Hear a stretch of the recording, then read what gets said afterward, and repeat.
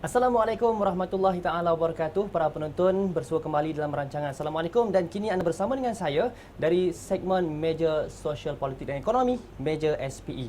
Baik, hari ini saya nak bawa kepada anda satu isu yang bersifat global. Sebuah negara, iaitu negara Turki, yang kini menjadi ikon, menjadi contoh kepada negara Islam yang lain, termasuklah kita di Malaysia.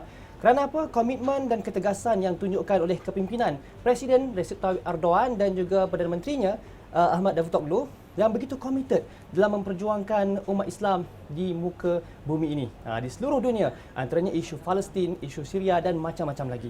Itulah perjuangan yang dipamerkan oleh negara Turki. Namun para penonton, kalau kita lihat, sudah menjadi sunnatullah, lumrah, bahawa setiap perjuangan pasti ada cabaran yang menanti. Begitulah juga dengan perjuangan negara Turki untuk menjadi suatu negara yang hebat dan menjadi satu ikon kepada negara Islam yang lain. Mereka berhadapan dengan konflik dalaman mereka sendiri, iaitu negara Turki berhadapan dengan penentangan daripada sebuah parti, iaitu parti pengganas yang digelar sebagai PKK. Jadi para penonton, hari ini dari Meja SPE saya nak kongsikan pada anda siapakah PKK, pengasasnya, dan apakah yang telah mereka lakukan selama mana mereka bertapak di bumi Turki. Anda terus setia bersama dengan kami kerana saya akan bersama juga dengan Profesor Madya Dr. Savas Elgimes, pensyarah di Jabatan Sejarah Universiti Al-Zuruf Atatürk, dan beliau juga akan turut memberikan pencerahan dan penjelasan berkenaan dengan topik kita pada hari ini, iaitu PKK, Parti Pekerja Kurdistan, duri dalam daging di Turki. Baik. Para penonton, kita nak kenal dahulu dengan parti PKK ini. Ini merupakan benderanya, Parti Akar Keren Kurdistan PKK, Parti Pekerja Kurdistan ataupun kita boleh katakan sebagai Parti Buruh Kurdistan, ditubuhkan pada tahun 1978, bermaksud lebih 30 tahun bertapak di Turki. Dan matlamat mereka ialah untuk mendapatkan negara yang bebas. Mereka mentadbir sendiri dan mereka juga mendakwa bahawa mereka ingin mendapatkan hak untuk rakyat Kurdis di Turki. Namun para penonton, ianya banyak persoalan kerana apa? Onar yang telah mereka lakukan. Okey, baik. Kita akan kongsikannya nanti. Baik, kita pergi kepada seterusnya. Pengasas PKK. Siapakah dia? Ini merupakan pengasas PKK, Abdullah Öcalan. Dan sewaktu mana belajar di University of Ankara, Abdullah Öcalan ini cenderung kepada fahaman ataupun ideologi Marxis, Karl Marx, Marxism. Dan dia mengatakan bahawa fahaman tersebut ataupun ideologi tersebut mampu untuk merealisasikan agenda mereka, iaitu untuk menubuhkan ataupun mendapatkan hak kepada rakyat Kurdistan. Baik, kemudian pada tahun 1978, dia mengasaskan parti PKK. Dan pada tahun 1984, para penonton, dia merekrut anak-anak muda Kurdistan dan melancarkan serangan bersenjata ke negara Turki. Maksudnya pemerintah Turki yang ada pada ketika itu. Baik, itu pada tahun 1984. Maksudnya para penonton, PKK ini mempunyai unit militer mereka sendiri, mempunyai kemampuan untuk menyerang Turki pada ketika itu. Kerana apa? Kerana sebenarnya mereka mempunyai unit militer yang dikenali sebagai HPG, iaitu People's Defence Forces. Ini merupakan benderanya dan anda boleh saksikan di smartboard ketika ini. Inilah antara wajah-wajah yang direkrut oleh Abdullah Öcalan bagi memerangi Turki. Baik, dengan agenda mereka yang jelas-jelas batil. Okey, baik. Seterusnya para penonton, kita kembali lagi. Pada tahun 1979, Abdullah Öcalan ini lari dan bersembunyi di Syria. Dan sepanjang itulah dia menggerakkan ataupun merekrut dari Syria ini dan menggerakkan gerakan ataupun aktiviti keganasan dari Syria. Dan kemudian para penonton, dia melarikan diri ke beberapa buah negara Eropah. Dari Syria, dia melarikan diri ke beberapa negara Eropah untuk apa? Untuk mencari suaka politik dan untuk bebas daripada apa yang telah pun disabitkan kepada Abdullah Öcalan ni, iaitu dengan membunuh begitu ramai jiwa rakyat Turki yang tidak berdosa. Baik. Jadi para penonton, kalau kita lihat dengan kehebatan pihak berkuasa Turki pada tahun 1999, Öcalan telah pun ditangkap di lapangan terbang Nairobi, Kenya. Dan pada tahun itu juga Ya, Öcalan ini telah pun dijatuhkan hukuman mati. Namun begitu, pada waktu itu Turki sedang memohon untuk menyertai anggota EU, Kesatuan Eropah. Dan antara syarat yang ditetapkan oleh EU, tidak ada hukuman mati. Dan pada ketika itulah ya hukuman mati yang dijatuhkan kepada Abdullah Öcalan ditukar kepada hukuman penjara seumur hidup. Jadi para penonton, pada tahun 1999 akhirnya the most wanted man in Turkey telah pun dijatuhkan hukuman penjara seumur hidup. Adakah PKK terkubur? Tidak. Mereka tetap terus dengan perjuangan mereka, iaitu untuk menubuhkan negara mereka sendiri dan mendapatkan hak. Sedangkan kita masih lagi tidak jelas apakah sebenarnya yang mereka mahukan. Baik, saya akan kongsikan pada anda lagi. Seterusnya para penonton, kembali kepada PKK, kalau kita lihat ketua mereka mempunyai ataupun cenderung kepada ideologi komunisme, begitulah juga dengan ideologi PKK adalah Marxism dan komunisme, ya. Dan yang paling penting sekali ialah PKK telah pun dilabelkan oleh Turki, oleh Kesatuan Eropah dan juga oleh Amerika Syarikat sebagai sebuah pertubuhan ataupun parti pengganas, ya, organisation teroris. Okey, dan kita nak tahu dengan lebih lanjut para penonton, apakah itu PKK dan apa yang telah mereka lakukan sepanjang mana mereka bertapak di Turki. Kita akan bersama dengan Profesor Madya Dr. Savas El-Yunes. Silakan Prof. PKK is a so dangerous terrorist group and they call themselves the Kurdistan Workers' Party. There has been a term in Turkey's side decades. And this terrorist group, which has Marxist-Leninist roots, was formed in the late 1970s and launched an army struggle against the Turkish government in 1984. And since that, more than 40,000 people have died. How can we say the PKK terrorists kill more than 40,000 people in 30 years and in Turkey. And we can say when they attacks reached a peak in the mid-1990s, hundreds of villages were destroyed in the largely southeast and east of Turkey. Baik, terima kasih diucapkan pada Prof. Savas atas penjelasan dan pencerahan beliau. Baik, para penonton, kita nak teruskan lagi. Selama lebih 30 tahun bertapak, lebih daripada 40,000 jiwa rakyat Turki telah terkorban. Mereka yang tidak berdosa para penonton. Ya, di tangan siapa? Di tangan PKK. Baik, kita nak detailkan lagi. Ya, saya ambil dari tahun 1987 hingga tahun 2002. Sebagai contoh, sebanyak 5,335 orang awam telah pun dibunuh oleh PKK, oleh pengganas PKK. Dan anda bayangkan, daripada 5,335 ini, para penonton, 96 guru dibunuh. Atas alasan apa? Atas alasan mereka mengajar bahasa Turki. Atas alasan tersebut, hanya mengajar dengan bahasa Turki, maka 96 guru ini telah pun dibunuh oleh pengganas PKK. Baik, seterusnya para penonton, kita lihat 114 sekolah telah pun dimusnahkan dan kemudian 6 hospital telah pun musnah disebabkan oleh kekejaman dan kezaliman parti PKK. Ini yang dinamakan sebagai parti pengganas, duri dalam daging di negara Turki. Baik, dan kalau kita lihat para penonton, sebenarnya mereka bukan hanya menyasarkan kepada rakyat Turki, tetapi buat rakyat mereka sendiri, saudara mereka sendiri, iaitu rakyat Kurdis sendiri. Kalau mereka katakan bahawa mereka ingin mempertahankan hak rakyat Kurdis, ya, ingin menubuhkan negara untuk rakyat Kurdis, tetapi mereka telah membunuh saudara mereka sendiri, ya. Rakyat Kurdis yang tidak bersetuju dengan mereka.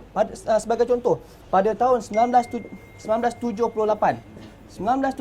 hingga 1980, para penonton, anda boleh bayangkan seramai 354 yang dibunuh oleh pengganas PKK dan seramai 366 lagi, ya, maksudnya 366 lagi ini telah pun tercedera disebabkan oleh apa? Oleh aktiviti keganasan yang dilakukan oleh PKK. Maksudnya para penonton, maksudnya di sini ialah bukan hanya rakyat Turki yang menjadi mangsa, tetapi rakyat Kurdis juga merupakan mangsa korban jiwa PKK. Anda jelas? Nampak ataupun tidak? Dan kerana itulah kita masih meragui apa sebenarnya matlamat mereka. Jadi para penonton, kita nak teruskan lagi. PKK ini juga digelar sebagai baby killer. Kalau anda dapat saksikan di smartboard sekarang ini para penonton, ini merupakan antara kekejaman yang dilakukan oleh PKK. Mereka digelar sebagai baby killer. Mereka menyasarkan bayi-bayi yang tidak berdosa sebagai mangsa mereka. Ya, kebanyakan mangsa ialah orang awam dan bayi yang tidak berdosa. Ya, bayangkan 40,000 jiwa telah pun terkorban di tangan mereka. Para penonton, PKK adalah parti pengganas. Sekali lagi saya ingatkan, PKK adalah parti ataupun pertubuhan pengganas. Antara kekejaman yang mereka lakukan, ya, pengeboman yang baru-baru ini pada tahun 2016, pada Februari yang lalu, ya, pengeboman di Ankara. Dan kemudian pada 17 Februari, seramai 29 telah pun terkorban, manakala 60 lagi yang cedera. Dan dimaklumkan bahawa pengebom berani mati pada ketika itu merupakan salah seorang daripada ahli PKK. Ya? Dan telah dimaklumkan bahawa dia, pengebom berani mati ini mendapat latihan terus daripada YPG, iaitu unit militia PYD. Baik, kita akan kongsikan apakah itu PYD dan juga YPG ini nanti insya-Allah. Dan kemudian pada Mac yang terbaru para penonton, yang paling terbaru, pengeboman di Ankara juga, dia telah mengorbankan 37 dan 125 lagi cedera.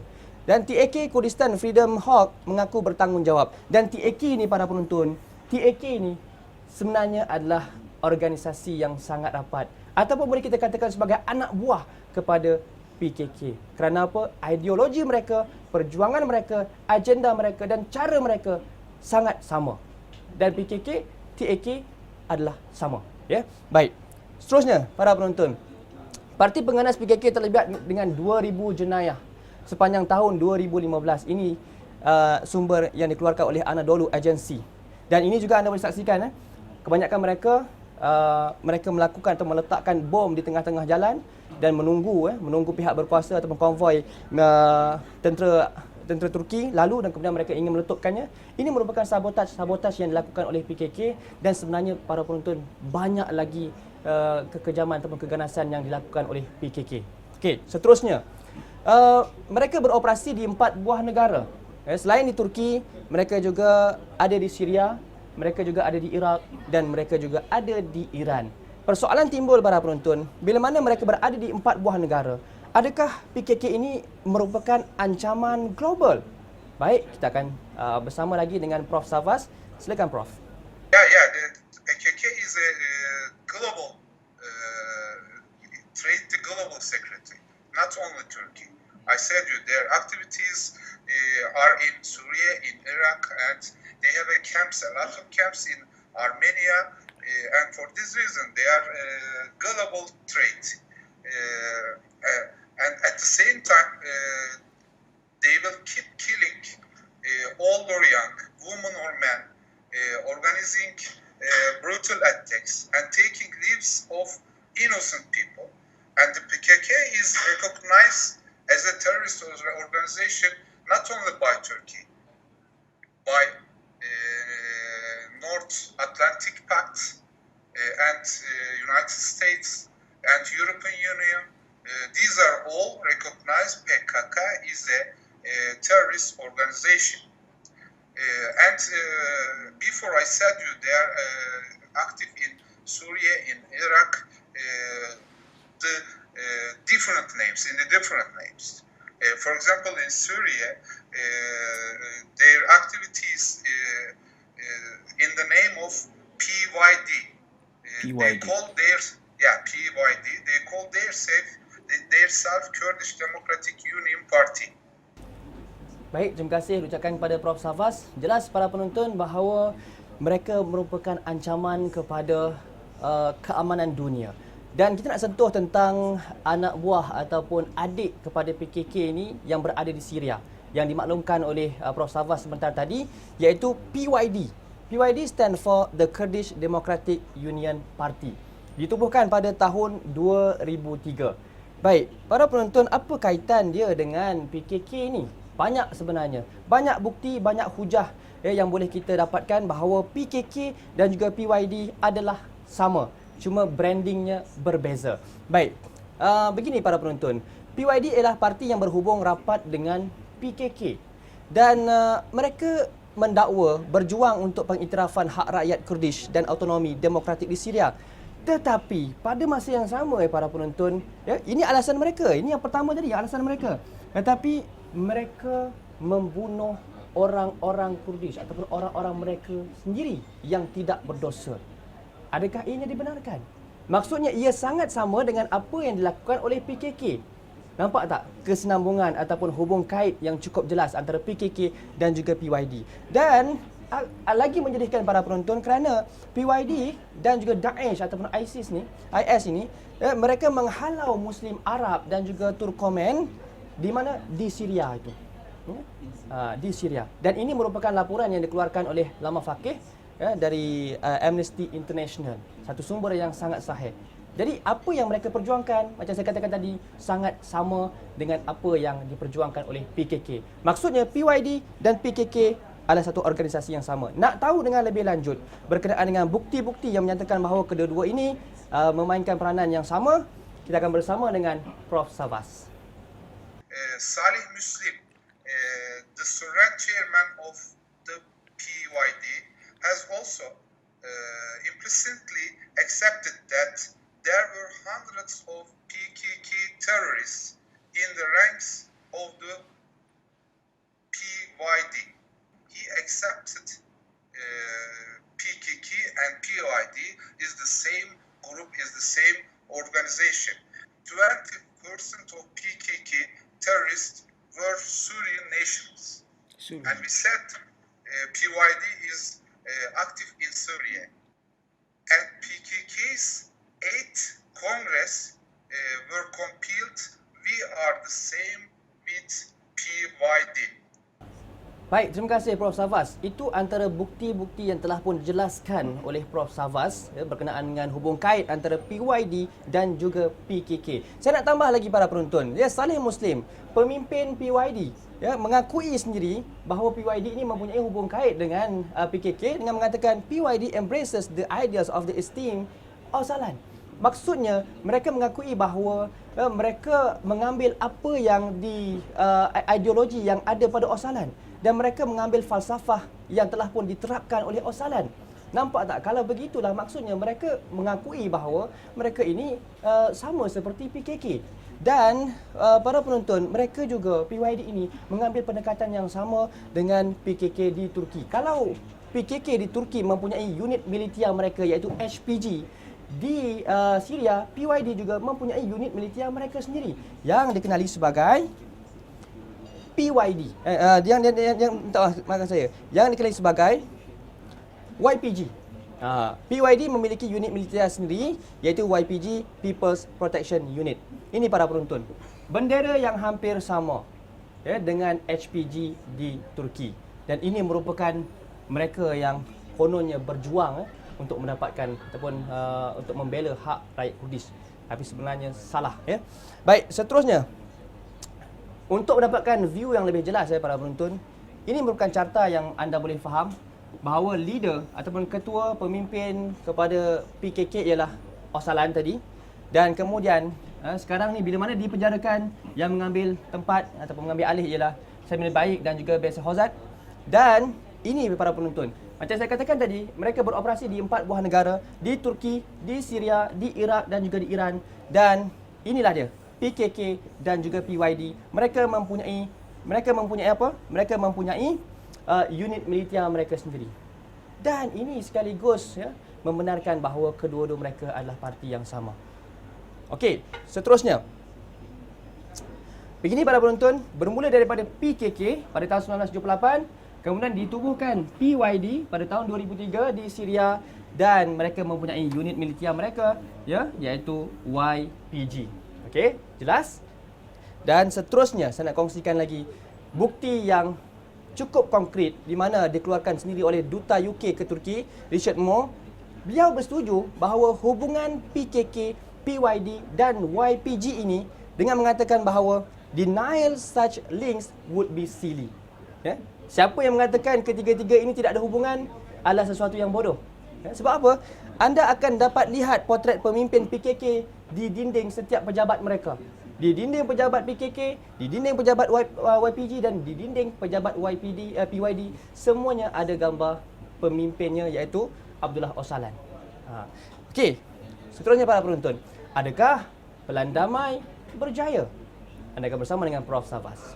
The Turkish government said it was ready for a direct negotiation process with the outlaw PKK, aimed at ending the PKK's armed campaign for a political solution to the country's Kurdish problem. This was a very important point, this politic. The articles include recognition of Kurdish identity and reinforcement of the authorities and autonomies of local administrations with constitutional guarantees in a new constitution, but they exclude the formation of Kurdish state, which the PKK was originally established to fight for, leading to a conflict in which 40,000 people were killed. Terima kasih ucapkan kepada Prof. Savas sebentar tadi. Baik, para penonton, kita dapat kenal pasti di sini bahawa Turki sedaya upaya berusaha untuk memberikan ruang kepada rakyat Kurdis melalui demokrasi ataupun sistem demokrasi mereka. Dan kerana itulah pada tahun 2009, buktinya kerajaan ataupun Turki telah melancarkan sistem pendemokrasian ataupun plan pendemokrasian, iaitu membenarkan bahasa Kurdish diamalkan di sana dan pada masa yang sama membenarkan rakyat Kurdish ini terlibat dalam politik dan pada masa yang sama juga menerbitkan ataupun membenarkan satu channel, satu saluran di televisyen yang hanya memaparkan rancangan Kurdish sahaja. Ini merupakan sistem ataupun plan pendemokrasian yang telah pun dilaksanakan oleh Turki. Namun begitu para penonton, sebagaimana kita tahu, PKK tetap mengkhianatinya. PKK tetap menyerang dan tetap meneruskan aktiviti keganasannya.